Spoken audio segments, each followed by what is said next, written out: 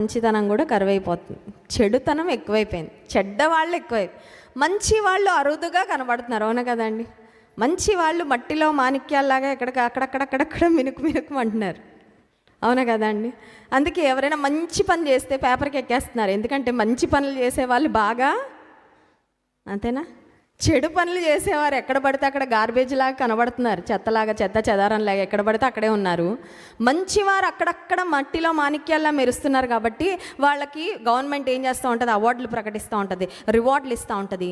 మంచి పేరు ఉన్న వాళ్ళు కూడా చాలా తక్కువ, మంచి పనులు చేసేవాళ్ళు కూడా చాలా అరుదుగా.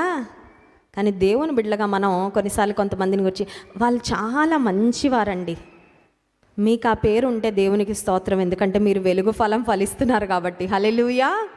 వెలుగు ఫలం ఏంటంట? మంచితనం, having the kindness and the goodness of God. మంచివారు అంటే అర్థం ఏంటంటే వాళ్ళకి ఎదుటివారు చెడు చేసినా వాళ్ళు తిరిగి ఏం చేస్తారు? కష్టం అండి. కష్టమా సులభమా? చెడుకి చెడు చేయడం చాలా సులభం, మంచికి చెడు చేయడం ఇంకా సులభం. అలాంటి వాళ్ళు ఎక్కువ మంది ఉన్నారు ప్రపంచంలో. కానీ చెడుగుని కొన్నిసార్లు పొందుతూ కూడా, even after receiving the bad from others, when we still decide to be good. దేవుడు మంచివాడు, ఆయన మంచితనాన్ని నేను పొందుకున్నా, నేను మంచిగానే ఉంటా, ఎదుటివారు ఎలా ఉన్నా నాకు అక్కర్లేదని ప్రభు యొక్క మంచితనాన్ని మన జీవితంలో ప్రతిబింబిస్తూ ఉంటే అది వెలుగు ఫలము